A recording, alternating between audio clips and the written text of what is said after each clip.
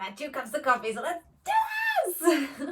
Hello everyone and welcome back to Bedtime Stories with Hannah. You guys, it is officially August.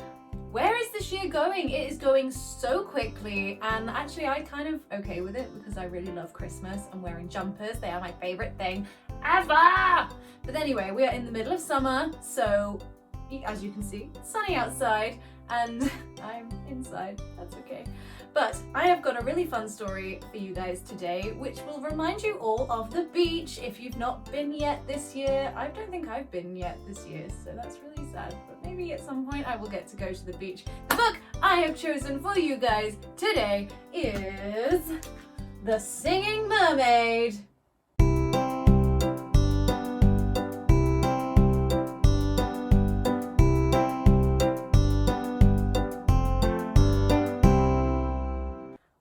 On every page.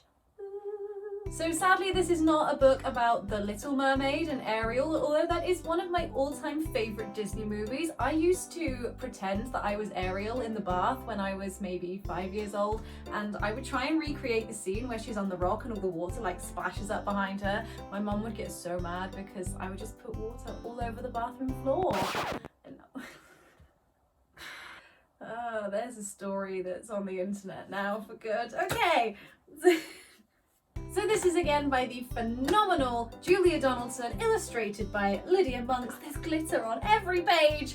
Let's get started. Did you ever go to Silver Sands on a sunny summer's day? Then perhaps you saw the mermaid who sang in the deep blue bay. She sang to the fish in the ocean, to the haddock, the hake and the ling, and they flashed their scales and swished their tails to hear the mermaid sing. And sometimes the singing mermaid swam to the silvery shore. She sat and combed her golden hair, and then she sang some more. She sang to the cockles and mussels, she sang to the birds on the wing, and the seashells clapped and the seagulls flapped to hear the mermaid sing. When Sam Sly's circus came to town, Sam took a stroll by the sea.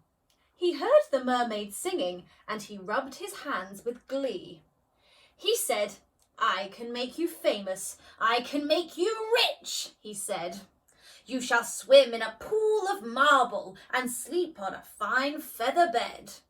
You shall sing for the lords and the ladies, you shall sing for the queen and king.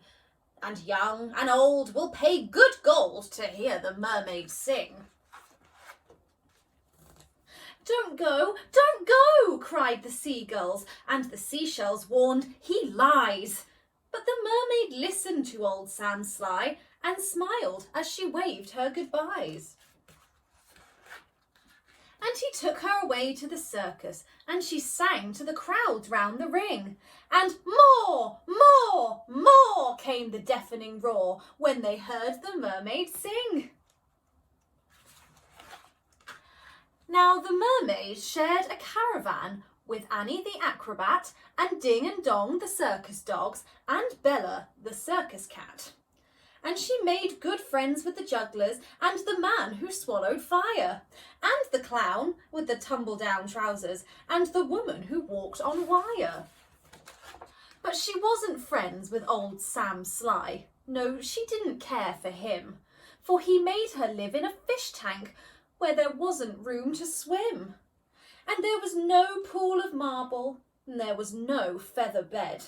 And when she begged him, "Set me free," he laughed and shook his head. All summer long the circus toured, all autumn, winter, spring, and many a crowd cheered long and loud to hear the mermaid sing.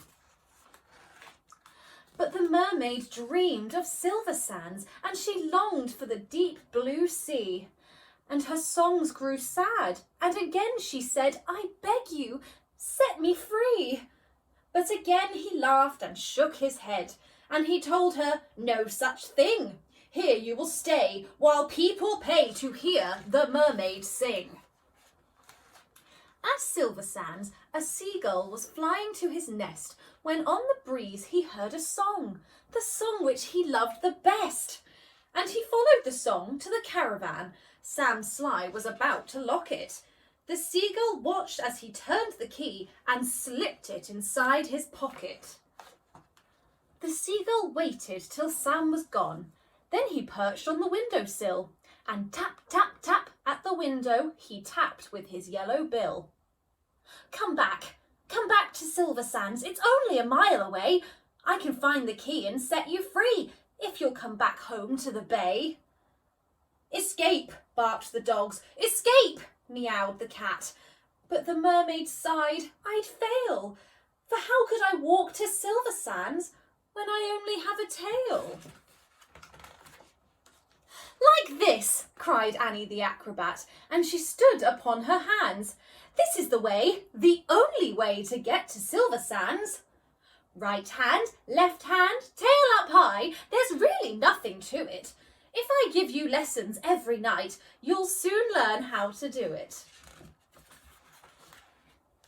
Next week, while Sam was snoring, the seagull stole the key. He carried it off to the caravan and set the mermaid free. And he flew ahead to guide her as she walked upon her hands, all along the moonlit road that led to Silver Sands. And the creatures on the seashore and the fish beneath the foam jumped and splashed and danced with joy to have their mermaid home.